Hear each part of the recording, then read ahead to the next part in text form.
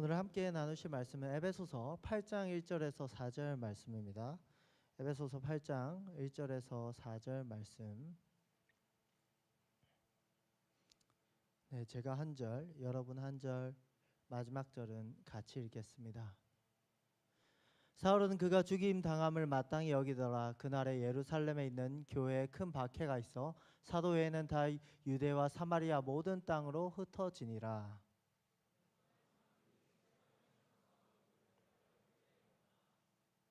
사울이 교회를 잔멸할새 각 집에 들어가 남녀를 끌어다가 옥에 넘기니라. 같이 읽겠습니다. 그 흩어진 사람들이 두루 다니며 복음의 말씀을 전할세. 네, 아멘. 오늘은 변화의 물결 속에서라는 제목으로 말씀 나누도록 하겠습니다. 삶은 변화의 연속입니다.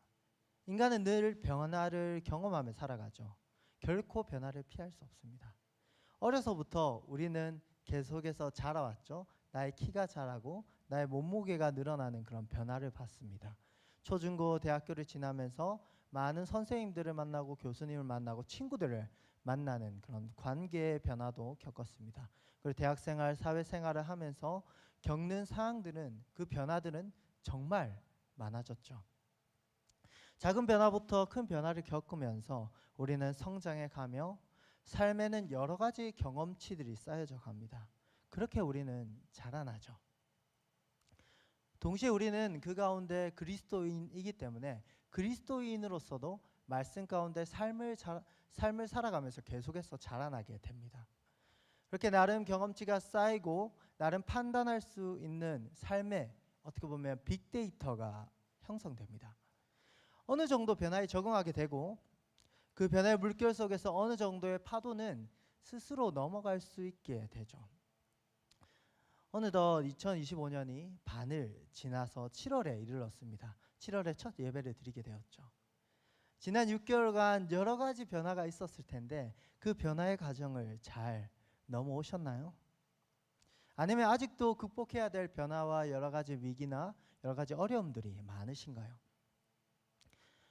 항상 변화의 시기를 살아가며 많은 변화를 극복해오며 그 어려움들을 극복해온 우리이지만 변화는 여전히 우리에게 어려운 때가 너무나도 많습니다. 때로는 지금까지의 경험이 무색할 만큼 우리에게 정말 어려운 변화가 들어닥치기도 합니다. 2025년 반절을 앞두고 있습니다. 많은 변화의 물결이 다시금 우리를 덮쳐올 것이고 우리의 삶은 계속해서 바뀌어져 갈 것입니다. 반가운 변화부터 감당하기 힘든 변화에 이르기까지 수많은 변화는 지금 이 시간도 우리에게 계속해서 다가오고 있습니다. 그렇다면 이 변화의 물결에 휩쓸리지 않고 오히려 파도를 타고 힘차게 어떻게 나아갈 수 있을까요? 오늘 말씀을 통해서 한번 같이 고민해 보겠습니다. 오늘 사도행전 말씀을 보면 최초의 교회 죄송합니다. 네, 혀가 꼬이네. 예루살렘 교회가 나옵니다. 선한 변화가 가득한 교회였죠. 예수님이 승천하신 이후 제자들은 성령님과 동행하면서 말씀과 기도에 힘썼고 예수님을 증거하면서 그 예루살렘 교회는 점차 커져가기 시작합니다. 그렇게 은혜의 파도를 타고 교회는 부흥하고 부흥하며 계속해서 성장하게 되죠. 그렇게 예루살렘 교회는 더 큰 은혜를 사모하며 사도행전 6장과 같이 선한 변화를 결단합니다. 사도들은 말씀과 기도하는 일에만 집중을 하고 구제하는 일을 전담하는 성령 충만한 7 일꾼을 세우게 되죠. 스데반, 빌립을 비롯한 7 일꾼이 세워지게 됩니다. 다시 예루살렘 교회에 선한 변화의 바람이 불어오죠. 사도행전 6장 7절 말씀을 제가 읽어드리겠습니다. 하나님의 말씀이 점점 왕성하여 예루살렘에 있는 제자의 수가 더 심히 많아지고 허다한 제사장의 무리도 이 도에 복종하니라. 아멘. 그렇게 7 일꾼들도 세워지고 예루살렘 교회 가운데는 지금까지 나왔던 많은 유대인들 뿐만 아니라 유대사회의 리더 그룹에 속하는 제사장들 또한 그렇게 교회로 나오기 시작했습니다. 제사장 무리도 예수님을 믿으며 나오죠. 이제 복음으로 그 예루살렘이 정복되어질 날도 머지않아 보입니다. 이 변화를 보면서 예수 그리스도께서 그 십자가에서 했던 기도가 헛되지 않았음을 알 수 있습니다. 예수님은 십자가에서 이렇게 기도하셨죠. 누가복음 23장 34절에 보면 이에 예수께서 이르시되 아버지 저들을 사하여 주옵소서 자기들이 하는 것을 알지 못함이니이다 하시더라. 그들이 그의 옷을 나눠 제비 뽑을세. 예수님은 선한 변화를 위하여 십자가라는 대가를 지불하셨고 제사장 무리를 포함한 많은 이들이 예수님께로 돌아오게 됩니다. 교회로 돌아오게 되죠. 이러한 상황 가운데 선한 결단은 빛을 발하죠. 예루살렘 교회의 7 일꾼 중 특히나 스데반은 뛰어난 일꾼이었습니다. 스데반은 은혜와 권능이 충만하고 구제사역뿐만 아니라 기적을 행하며 능력 있는 말씀도 전할 수 있는 자였습니다. 그렇게 예루살렘 교회가 하나님의 은혜 가운데 점점 부흥해 가는 가운데 아직 예수님을 따르지 않는 유대인들이 여전히 남아 있었습니다. 그중 일부는 그 스데반을 이겨보고자 논쟁을 하기도 합니다. 하지만 성령 충만하여 지혜로 말하는 스데반을 이길 수는 없었죠. 스데반을 당해낼 수 없었습니다. 그래서 그 사람들은 결국 머리를 써서 돈으로 사람을 매수하고 스데반에게 누명을 씌우죠. 하나님을 모독하는 말을 했다라고 그렇게 누명을 씌웁니다. 그 거짓말로 대중들을 충동질해가지고 그 스데반을 사내들인 공회로 끌고 갑니다.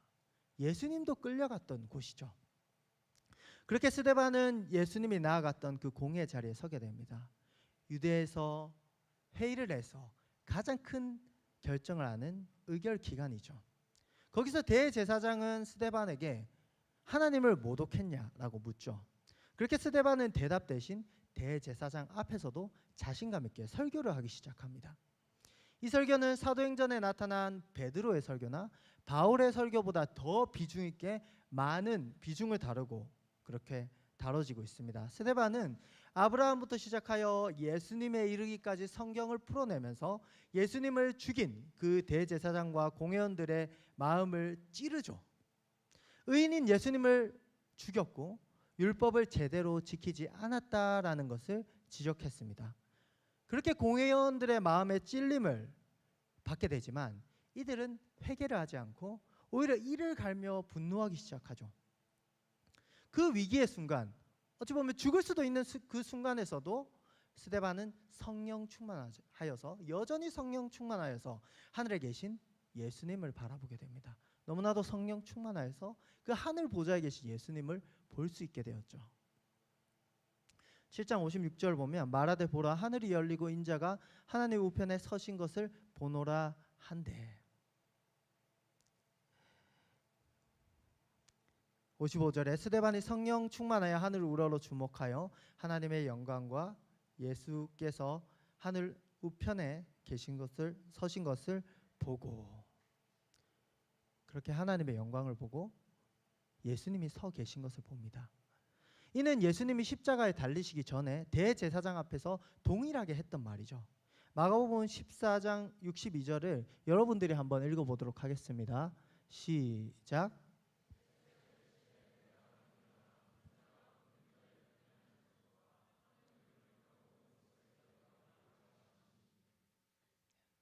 이렇게 스데반의 모습과 예수님의 모습이 겹쳐 보이죠. 예수님이 자리했던 그 공회에서 예수님이 했던 말을 스데반은 반복하고 있습니다. 예수님이 이 말씀을 하셨을 때 대제사장은 어떻게 반응했을까요? 옷을 찢으면서 신성 모독이라고 하며 예수님을 확실히 죽여야겠다라고 마음을 크게 결심하죠. 그리고 결국 그 대제사장은 애를 써서 예수님을 십자가에 못 박았습니다. 그 예수님에 대한 기억이 남아있는 대제사장과 무리들은 이 스데반의 말과 행동을 통해서 예수님을 떠올립니다. 결국 예수님이 말씀하신 대로 하늘에 계시다라는 말을 들었을 때 이들은 분노할 수밖에 없었죠. 어떻게 보면 스데반은 그 발작 버튼을 눌렀습니다. 이제는 스데반도 죽일 수밖에 없는 상황이 되었죠. 그렇게 예수님을 죽였기에 그의 가르침을 더 이상 용인할 수 없었습니다. 감사합니다.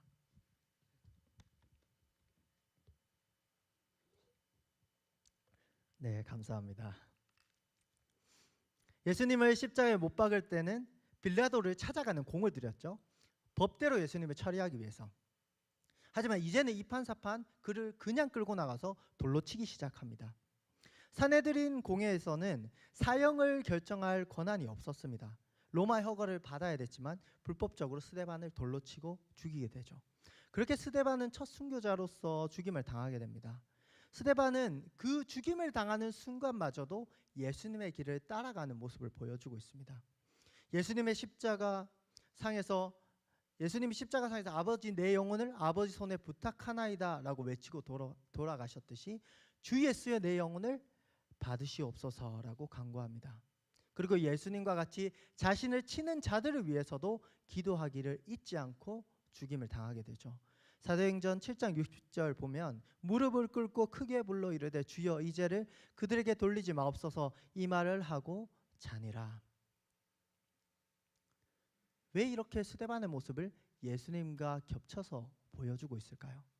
오늘 성경은 이 스데반을 통해서 예수님을 우리에게 보여주고 있습니다. 스데반이 이 순교의 자리에서도 어떻게 그 자리를 피하지 않고 순종으로 나아갈 수 있었는지, 그 죽음이라는 감당할 수 없는 변화 앞에서 어떻게 순종하며 나아갈 수 있었는지, 그 모든 근거가 예수님께 있다라는 것을 그렇게 장면을 통해서 우리에게 보여주고 있죠. 그렇게 스데반은 죽음이라는 감당할 수 없는 변화가 닥쳐왔을 때 그럼에도 불구하고 그 예수님의 길을 따라갔습니다. 그리고 갑작스러운 그 죽음 앞에 자신의 영혼을 하나님께 맡겨드릴 수 있었죠. 예수님을 잘 알고 있었기 때문에, 예수님을 닮아가고자 하기 때문에 그 예수님이 했던 십자가상에서 그 죽음 앞에서 했던 그 기도를 따라하며 그 예수님의 길을 따라갈 수 있었죠. 죽음이라는 감당하기 힘든 변화 앞에서도 끝까지 예수님을 따라갔습니다. 그렇게 예수님을 따를 수 있었던 이유를 또한 죽음 이전에 그의 모습을 통해서 알 수 있죠. 사도행전 7장 55절 말씀을 여러분들이 한번 읽어보겠습니다. 시작.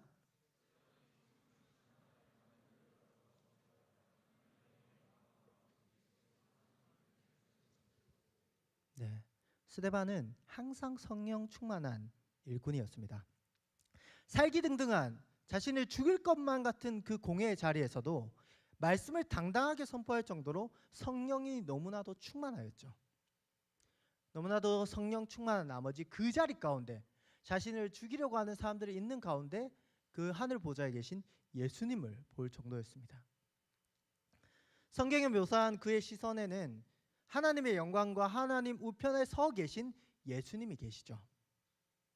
자신을 바라보면서 그 보좌에 앉으시지 않으시고 서서 그 자신을 응원하며 지지하며 바라보고 계신 예수님. 그 예수님을 바라볼 수 있었기에 죽음의 고통보다 더 큰 예수님의 사랑을 누릴 수 있었기 때문에 그는 그 순교의 자리로 나아갈 수 있었습니다. 십자가에 달리시며 먼저 그 순교의 길을 걸으신 예수님은 이처럼 스데반의 순교를 도우십니다.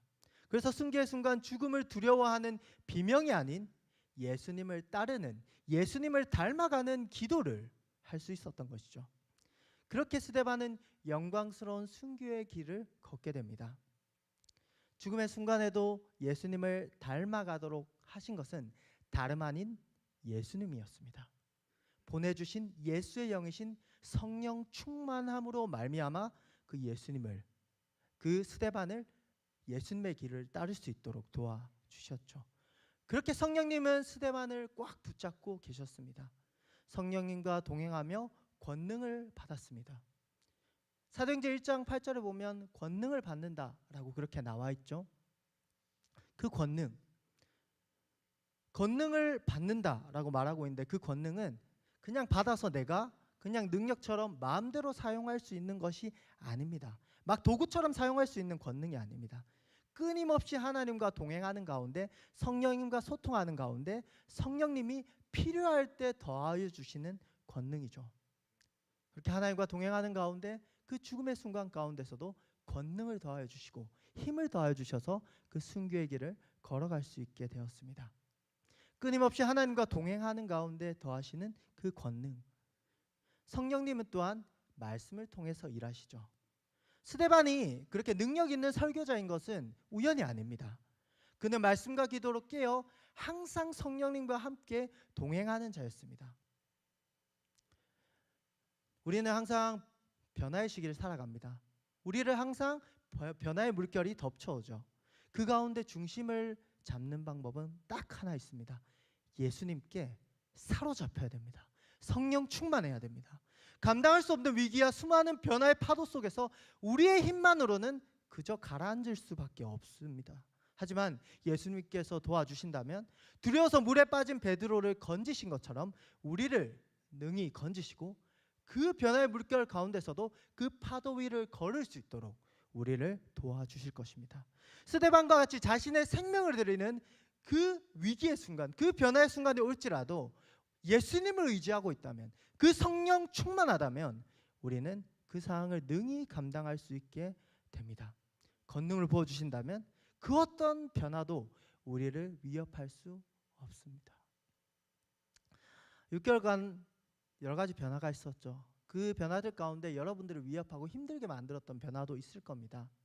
근데 그 변화 가운데 하나님께서는 여러분들을 분명히 선하게 인도하여 주셨을 것입니다.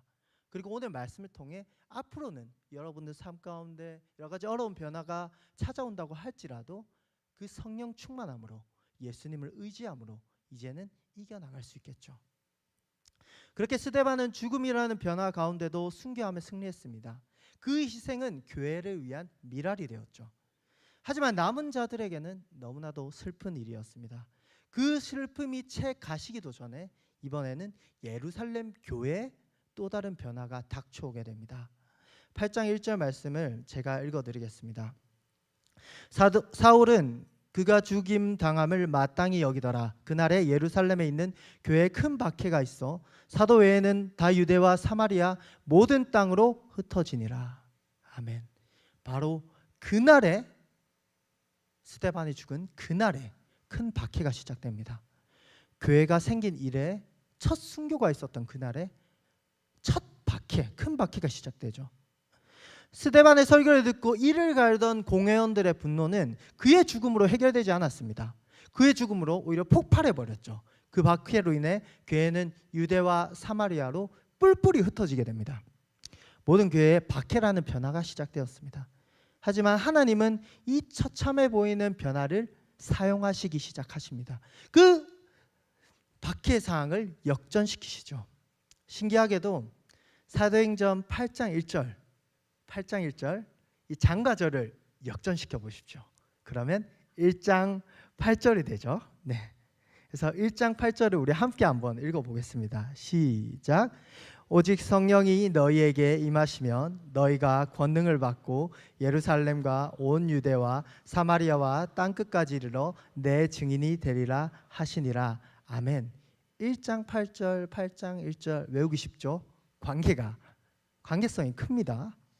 두 구절 가운데 공통된 단어 두 가지가 있죠. 뭘까요? 유대와 사마리아입니다. 그리스도인은 박해에 쫓겨서 유대와 사마리아로 흩어지게 됩니다. 이는 1장 8절에 말씀하셨듯이 하나님의 계획이었죠. 흩어진 이들은 사도행전 1장 8절과 같이 성령님과 동행하면서 권능을 받은 증인들이었습니다. 스데반이 성령 충만하듯 그렇게 흩어진 모든 그리스도인이 또한 성령 충만하였겠죠. 유대와 사마리아로 흩어진 예루살렘 교회 성도들은 성령 충만했습니다. 그래서 4절과 같이 복음을 전하게 되죠. 4절 말씀을 제가 읽어드리겠습니다. 사람들이 두루 다니며 복음의 말씀을 전할세. 사실 그 흩어진 곳에서 겁이 나 숨을 수도 있고 그 사사기의 그 이스라엘 백성들과 같이 산으로 숨을 수도 있고 굴로 숨을 수도 있고 그렇게 위협을 피해서 숨을 수도 있지만 그곳에 가서 두루 다니면서 복음을 전하기 시작합니다. 왜냐하면 그 사도행전 1장 8절의 그 말씀과 같이 그 복음의 증인으로 살아가고자 하는 마음이 있었기 때문이죠. 박해는 역전되어서 유대와 사마리아의 복음화가 시작됩니다.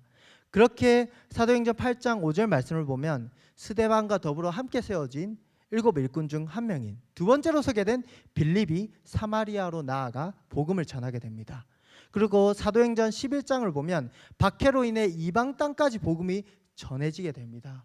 이방 땅 가운데 살아가는 유대인들에게 복음을 전하러 그 유대인들이 갔다가 거기서 헬라인들에게 복음을 전하게 되고 최초의 이방인 교회인 안디옥 교회도 세워지게 되죠. 이처럼 그 희생의 씨앗, 미랄이 되어진 그 씨앗을 통해서 교회는 점차 확장되어져 나가기 시작합니다. 초대교회 지도자 터툴리안은 이렇게 말했습니다. 순교자들의 피는 교회의 씨앗이다. 스데반의 순교로 인해 수많은 교회들이 세워지기 시작했습니다. 하나님은 그리스도의 고난에 동참하는 일을 통해서 교회를 세워가십니다. 지금 이 시대도 마찬가지입니다. 그렇기 때문에 우리 교회 가운데, 우리의 삶 가운데 고난과 박해가 가득한지도 모르죠. 그 고난에 동참하게 하십니다. 이 사실은 오늘 말씀에는 아직 부름받지 못했지만 결국 부름을 받게 된 바울도 고백을 하죠. 골로새서 1장 24절 말씀을 여러분들이 한번 읽어보겠습니다. 시작.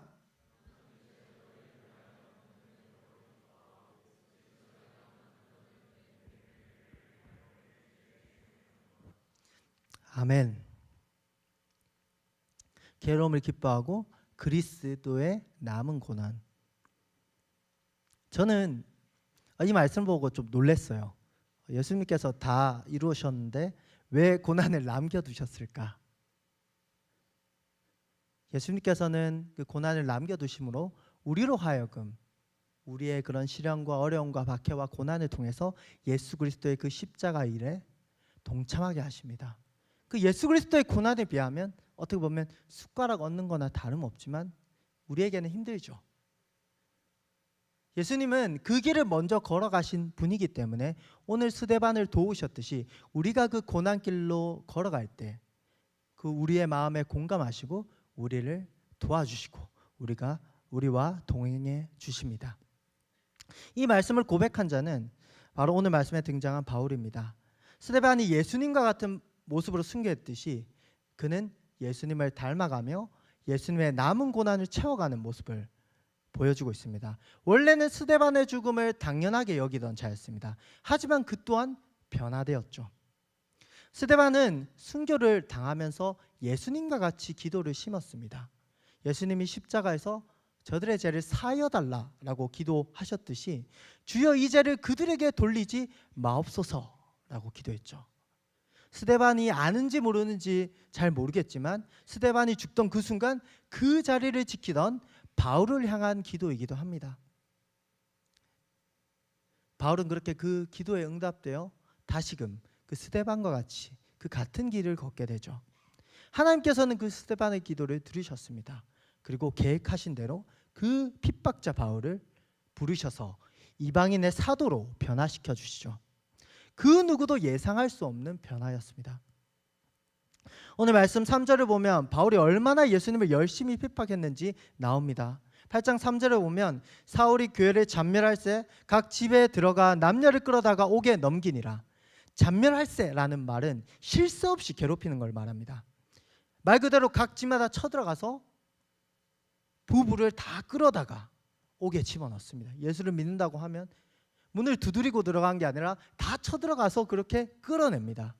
그렇게 여기저기로 흩어진 그리스도인까지 다 잡으려고 이방 그리고 사마리아 땅 끝까지 그렇게 흩어진 그리스도인까지 다 잡으려고 공문을 들고 다메섹으로 그렇게 바울이 달려가다가 예수님을 만나게 되죠.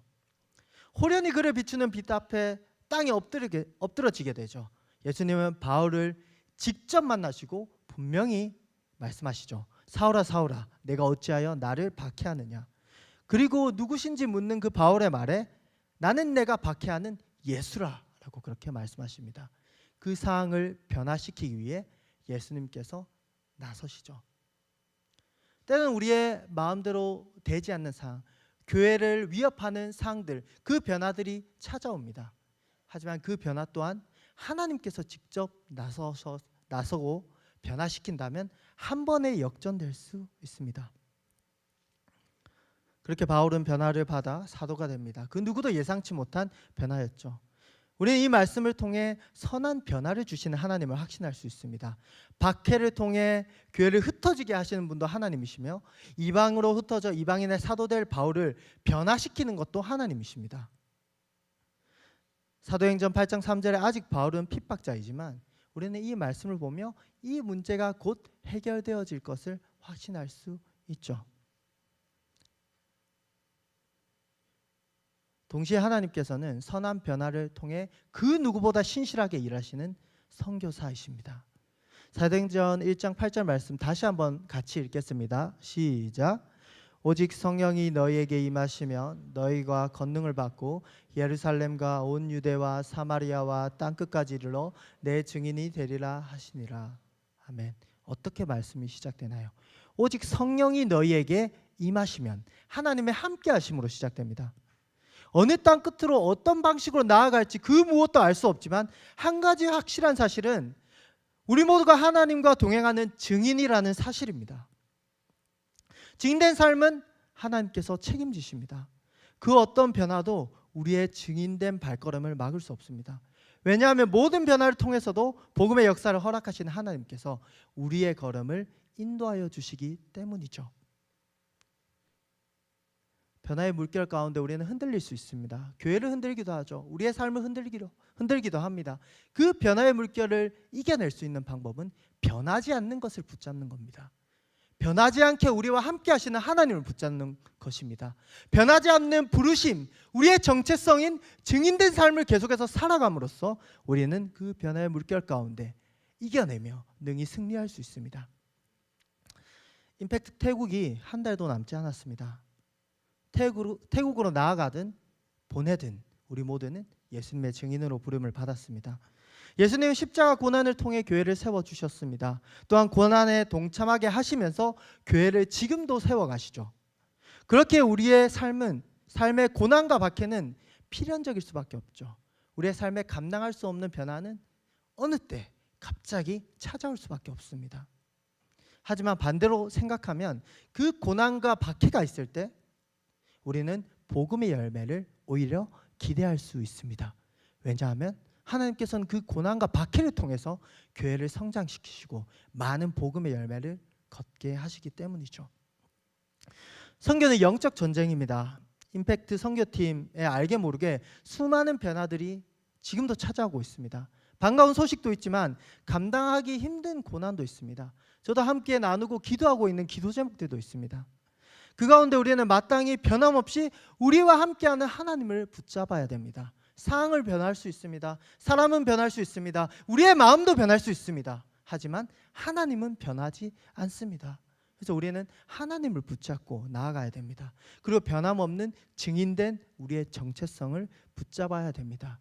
우리의 마음이 어떠하든, 우리의 상태가 어떠하든, 상황이 어떠하든 우리의 증인된 것은 결코 취소되어지지 않습니다. 우리의 사명은 결코 사라지지 않습니다. 우리를 향한 부르심은 결코 없어지지 않습니다. 작년 추석 수영로 교회로 오기 전에 저는 선교를 다녀왔습니다. 보안상 이제 비국이라고 말씀드리면 저는 이제 비국을 2번 인솔했습니다. 그렇게 9월에 선교를 가기 위해 출국을 앞두고 있었습니다. 근데 7월에 그 나라 가운데 정말 큰 위기가 닥쳐왔죠. 수도 가운데 벌어진 시위로 인하여서 수많은 사람들이 죽어나가게 되었습니다. 그리고 그 어려운 상황 가운데 정부의 통치권자는 다른 나라로 망명하는, 그리고 무정부 상태가 지속되고 다른 사람이 통치를 하면서 다시 가두정부가 들어서는 등 정말 어렵고 혼란한 상황이 되었습니다. 한동안은 선교사님과의 연락도 두절되었습니다. 생사도 알 수 없었죠. 걱정이 이만저만이 아니었습니다. 사실상 나라의 어려움이 완전히 해결되지 않는 이상 갈 수 없다라는 생각이 마음 가운데 현실적인 생각이 계속해서 들었습니다. 9월에 선교는 불가능해 보였습니다. 다른 교회들의 이야기를 들으니까 8월에 선교 가기로 했던 교회들은 다 취소했다라는 소식을 듣게 되었습니다. 현지 교회 선교사님, 선교팀에게는 너무나도 큰 위기였습니다. 다행히도 선교사님이 연락이 되고 2주간 기도의 시간을 가지기로 했습니다. 그렇게 선교팀 가운데 기도로 뚫어가자고 그렇게 선포를 했지만 제 마음 가운데는 두려움이 있었습니다. 결혼한 지도 얼마 안 됐고 여러 가지 그 선교사님을 통해서, 다른 선교사님을 통해서 이제 주어지는 소식들을 들어보면 시내에서 아직도 총기를 쏘는 일들이 있다라는 말들도 듣고 너무나도 걱정이 됐습니다. 그렇게 2주간 기도 모임을 하고 이제 선교를 갈지 말지 결정하는 날이 이제 다가와서 이틀 앞으로 다가왔습니다. 그렇게 선교사님이 저에게 설교가 담긴 영상 편지를 보내주셨습니다. 선교사님이 그 긴 설교를 통해서 저희에게 말씀해 주신 것은 바로 복음이었습니다. 저는 먼저 그 말씀을 듣고 그 영상을 가지고 선교팀 모임에서 같이 그 설교 말씀을 듣고 선교팀은 다시금 하나님 아버지 앞에 결단하게 되었습니다. 그렇게 아무것도 준비하지 못한 상태에서 선교가 딱 한 달이 남게 되었습니다. 교회와 선교팀, 교회의 당회는 그 복음을 붙들고 다시금 선교를 결단하며 다른 교회는 아무도 가지 않지만 우리는 가겠노라 그렇게 결단하고 가게 되었습니다. 정말 감사하게도 하나님께서는 오고 가는 길을 안전하게 지켜주셨습니다. 물론 이전에 머물렀던 그 호텔이 불타 없어져 가지고 약간 불편하게 교회에서 먹고 잤지만 그 또한 은혜였습니다. 교회에서 가깝게 교제할 수 있는 시간이 늘어났고 선교사님과 더 많이 얘기하고 선교사님과 저녁까지 같이 예배드릴 수 있어서 너무나도 감사한 시간이었습니다.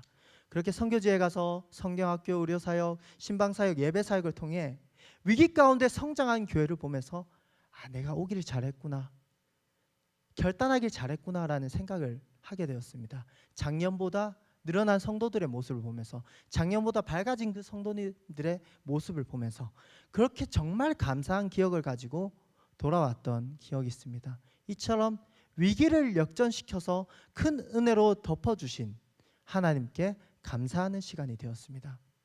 저는 동일하게 이번 임팩트 태국을 통해서도 상황을 역전시키시는 하나님의 역사를 경험하길 간절히 소망합니다. 그러기 위해 우리는 복음의 개척지로 나아가야 됩니다. 그리고 그 복음의 개척지를 위해서 보내는 선교사인 여러분들 또한 함께 기도하며 나아가야 됩니다. 선교는 작정을 하고 흩어지는 자리로 나아가는 것입니다. 하나님의 역사가 이루어지는, 하나님의 교회가 세워지는 그 자리로 일부러 나아가는 거죠. 계획대로 되지도 않고 상식도 통하지 않으며 끊임없이 변화가 있는, 끊임없이 어려움이 있는 그곳이 바로 선교지입니다. 그곳에서 우리가 할 수 있는 일은 많지 않습니다. 최선의 준비를 하지만 준비한 것들은 못할 수도 있습니다. 하지만 우리가 할 수 있는 것 한 가지가 있습니다. 변함없이 우리와 함께 하시는 하나님을 붙잡는 것입니다. 선교지로 나아가기에 앞서서도 우리가 그 하나님을 붙잡고 나아갈 수 있죠. 선교지로 나아가는 여러분, 그리고 선교지로 보내는 여러분 모두 다 마찬가지입니다. 우리가 서 있는 이 땅 또한 우리가 나아가야 될 선교지입니다. 오늘 말씀의 예루살렘 교회는 모두 흩어지게 됩니다. 우리가 보기에는 특별해 보일 수 있지만 이들에게는 일상이었죠. 이 흩어지는 모습은 우리에게도 나타나죠. 우리는 매주 교회로 모였다가 다시 일상의 자리, 각자의 자리로 흩어지게 됩니다. 우리가 흩어지는 가정, 직장, 그 모든 것이 땅끝이라고 할 수 있습니다. 사실 해외 선교지도 우리에게 선교지지만 그들에게는 일상이 살아가는 그 삶의 터이듯이 우리가 서 있는 것도 마찬가지입니다. 우리는 모두 땅끝에 흩어져서 살고 있습니다. 우리가 선 모든 것이 선교지입니다. 예상할 수 없는 변화의 물결은 그렇게 언제나 우리를 덮쳐옵니다. 그러한 상황 가운데 우리가 여러 가지 현실적인 해결책을 찾을 수도 있습니다. 눈에 보여지는 것을 찾을 수도 있습니다. 나의 경험을 의지할 수도 있습니다. 지금까지 변화를 겪어왔던 내 마음 가운데 형성된 그 빅데이터를 의지할 수도 있습니다. 하지만 그 모든 것들로 그 변화를 이겨낼 수는 없습니다. 우리는 하나님을 의지해야 됩니다. 연말 연초 특세 때가 얼마 되지 않은 것 같은데 어느덧 2025년 반이 지나갔습니다. 7월 첫 주가 되었죠. 아까 현준 목사님 말씀해 주셨듯이 7월 첫 주는 맥주 감사주일로 지킵니다. 한 해 절반을 돌아보면서 다시금 한 해의 절반을 하나님의 은혜로 결단하는 시간이죠. 이 시간을 통해서 하나님 아버지 앞에 그 변화 가운데 우리를 온전하게 인도해 주신 하나님께 감사하는 시간이 되었으면 좋겠습니다. 더 나아가 오늘 말씀을 통해 그 어떠한 변화의 순간에도 하나님을 붙잡겠노라, 하나님만을 바라보겠노라 결단하며 나아가는 우리가 되길 간절히 소망합니다. 느헤미야 말씀을 잠시 나누고 말씀을 마무리하길 소망합니다. 느헤미야 말씀을 보면 그 성벽을 중간까지 건축한 그 시기가 나타납니다. 느헤미야 4장 6절에 보면 이에 우리가 성을 건축하여 전부가 연결되고 높이가 절반에 이르렀으니 이는 백성이 마음을 들여 일을 하였음이니라. 무너졌던 성벽을 재건축하고 성이 전부 연결되었고 높이가 절반에 이르렀죠. 어느 정도 성벽의 구실을 할 수 있게 되었습니다. 그런데 이 소식을 들은 대적들은 가만히 있지 않습니다. 유대인들을 위협하기 시작하죠. 공격하고 요란하게 할 것이다 라고 그렇게 이야기합니다.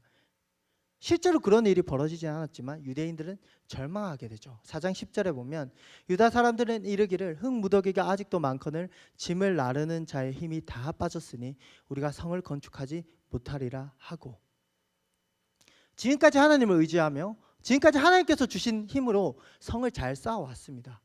그 은혜를 눈앞에 두고도 그 현실, 그 변화하지 않는 하나님을 바라보지 못하고 그런 부족한 모습을 보이고 있습니다. 이 모습을 바라보면서 우리도 반성하게 됩니다. 만약 우리의 모습 가운데도 이러한 모습이 있다면 우리는 다시금 하나님을 바라보게 되길 소망합니다. 그 가운데서도 하나님을 바라보는 지도자가 있었습니다. 느헤미야 4장 14절 말씀을 우리 여러분들이 한번 읽어보도록 하겠습니다. 느헤미야 4장 14절 말씀 시작.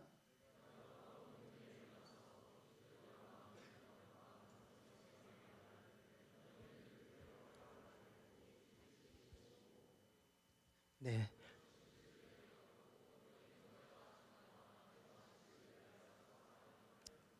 네, 아멘. 지극히 크시고 두려우신 주를 기억하라라고 말씀하고 있습니다. 구약 시대에나 신약 시대에나 변함없이 우리를 도우시는 그 하나님께 집중할 때 우리는 그 계속해서 변화하고 우리를 흔드는 현실 가운데 흔들리지 않고 승리하며 나아갈 수 있습니다. 수많은 변화의 물결은 우리를 뒤덮습니다. 그 가운데 방향을 잃지 않기 위해서는 변함없이 함께 하시는 하나님을 붙잡아야 됩니다. 말씀을 마무리하겠습니다. 2025년 반절이 왔습니다. 지금까지 하나님께서 인도하여 주셨습니다. 부족했던 모습, 잘했던 모습, 여러 가지 모습들이 떠오를 것입니다. 그리고 하나님을 기억하고 바라보며 의지할 때 순간순간 은혜의 순간들이 있었음을 고백할 수 있습니다. 그 순간들 가운데 변함없는 하나님을 바라보길 소망합니다. 그 순간들 가운데 변함없는 우리의 증인된 정체성을 바라보는 우리가 되길 간절히 소망합니다. 우리의 어떠한 다른 것들을 바라보면 우리는 흔들리고 무너질 수밖에 없지만 우리를 부르신 하나님을 바라볼 때 우리는 무너지지 않고 증인된 삶을 살아갈 수 있습니다. 상황은 변하고 환경은 변하고 사람도 변하며 나의 육신도 변합니다. 하지만 하나님은 변하지 않습니다. 그 하나님을 간절히 붙잡고 하나님 아버지 앞에 바로 서서 하나님 아버지 앞에 그 승리의 발걸음을 2025년 끝날 때까지 그리고 평생에 걸어가는 우리가 되길 간절히 소망합니다. 함께 찬양하며 나아가겠습니다. 함께 일어서서 찬양하겠습니다. 다시 복음 앞에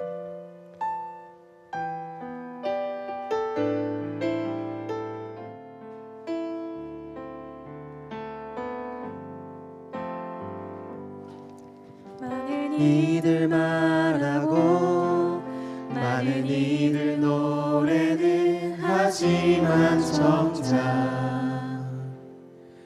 가진 않는 길 두려운 생각보다 많이 힘들고 험한 길보다 그저 발로만 가려기에 점점 멀어져만 가네.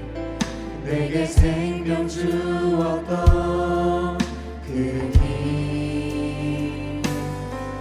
점점 이용하려 하네. 내게 사랑 주었던 그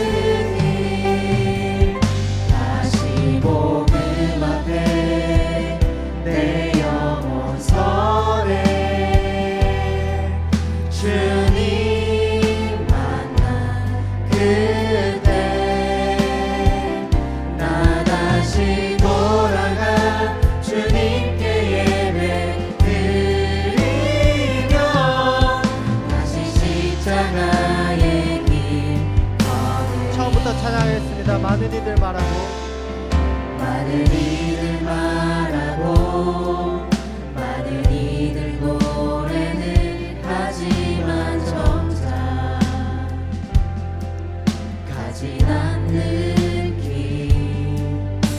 두려운 생각보다 많이 힘들고 험한 길보단 그저 말로 한가려기에 점점 멀어져만 가네. 내게 생명 주었던 그님 점점 이용하려 하네. 내게 사랑 주었던 그님 다시 복음 앞에 다시 복음 앞에 내 영혼 선해. 주님 만난 그때 나 다시 돌아가 주님께 예배 드리며 다시 십자가의 길 다시 복음 앞에 다시 복음 앞에 내 영혼 선해. 주님 만난 그때 나 다시 돌아가 주님께 예배 드리며 다시 십자가 마지막으로 노래합니다. 다시 복음 앞에 다시 복음 앞에 내 영혼 선해. 주님 만난 그때 나 다시 돌아가 주님께 예배 드리며 다시 십자가의 길 걸으리. 이 시간 함께 기도하며 나아가길 소망합니다. 다시금 하나님을 바라보게 하여 주시옵소서. 다시금 복음 앞에 서게 하여 주시옵소서. 다시금 하나님을 바라보며 하나님을 의지하는 마나임 되게 하여 주시옵소서. 우리의 삶 가운데 하나님을 의지하지 못한 부분들이 너무나도 많습니다. 지난 6개월을 돌아보며 하나님을 의지하지 못했던 모든 부분을 회개합니다. 이 시간 용서하여 주시옵소서. 이 시간 다시 하나님을 바라보게 하여 주시옵소서. 이 시간 다시 하나님을 구하며 주여 한번 외치고 기도하며 나가겠습니다. 주여, 하나님 이 시간 하나님을 다시 바라보며 나가길 소망합니다. 다시 하나님을 구하며 나갑니다. 다시 복음 앞에 서서 우리를 부르신 하나님의 사랑을 간절히 갈망하며 소망하며 나가길 바라오니 하나님께서 인도하여 주시옵소서. 저희 마음 가운데 복음을 향한 열정을 회복시켜 주시옵소서. 저희 마음 가운데 복음을 향한 사랑을 회복시켜 주시옵소서. 하나님을 의지함으로써 온전히 그 복음에 대한 열정을 회복하며 하나님 아버지 앞에 증인된 삶을 다시 한번 결단하며 나갈 수 있는 저희들이 되어질 수 있도록 아버지 붙들어 주시옵소서. 변함없이 우리를 붙드시는, 변함없이 우리와 함께 하시는 하나님을 붙잡고 나갈 수 있는 저희들이 되어질 수 있도록 주여 붙들어 주시옵소서. 때로는 실수하고 넘어져 변하지 않는 하나님을 붙잡기보다는 변하는 세상 가운데 많은 것들을 붙잡고 살아갈 때가 많았습니다. 하나님 이 시간을 회개하오니 다시금 변하지 않는 하나님을 붙잡고 나갈 수 있는 저희들 될 수 있도록 주여 붙들어 주시옵소서. 저희들을 붙잡아 주셔서 온전히 증인된 삶을 살아갈 수 있도록 주님 붙들어 주시옵소서. 복음의 삶을 살아가며 하나님의 능력을 의지하며 온전히 결단하며 나갈 수 있는 저희들이 되어질 수 있도록 주님 붙들어 주시옵소서. 그렇게 남들이 가지 않는 그 복음의 길을 고집하며 나갈 수 있는 저희들이 될 수 있도록 아버지께서 함께하여 주시옵소서. 이 시간 다시 한번 말씀을 붙잡고 기도하길 소망합니다.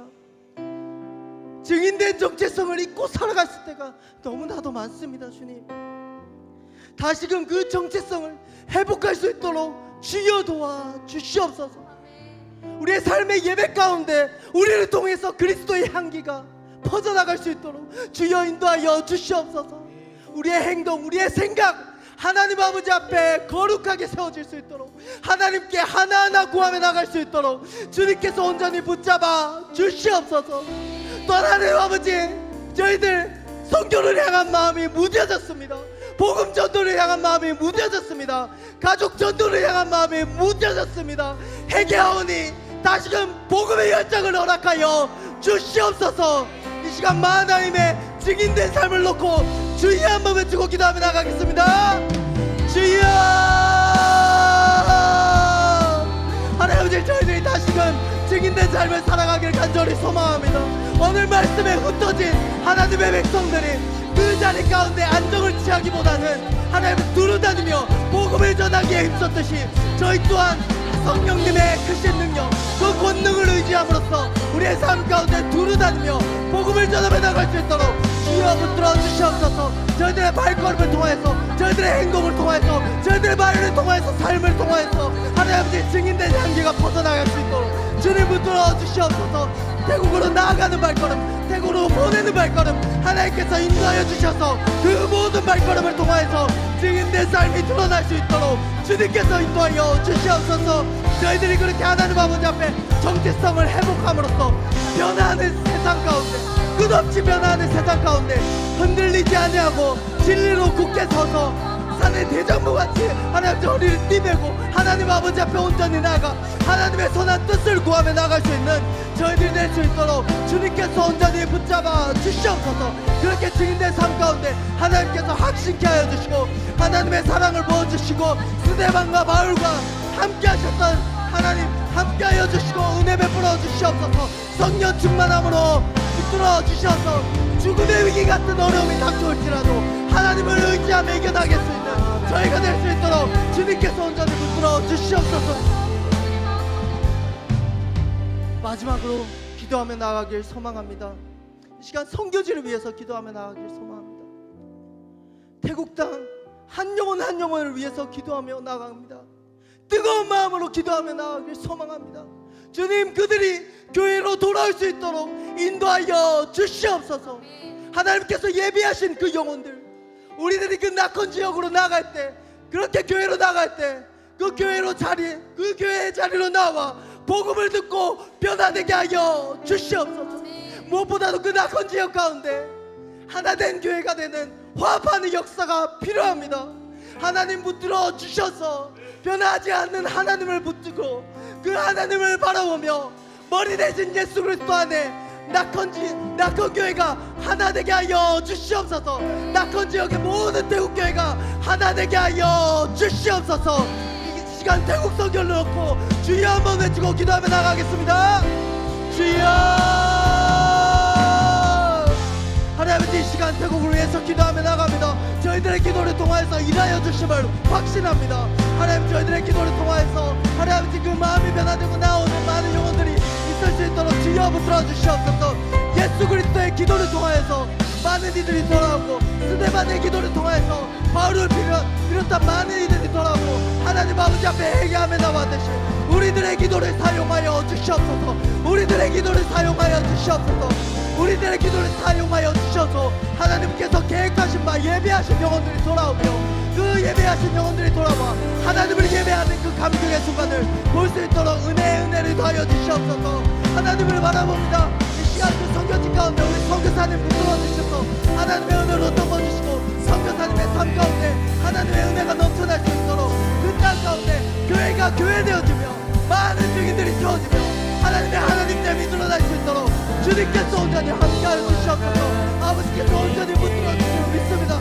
주님의 계신 은혜와 능력을 더해주시고 아버지 그 땅 가운데서도 복음을 외치며 나가는 저희가 될 수 있도록 주님 붙들어 주시옵소서.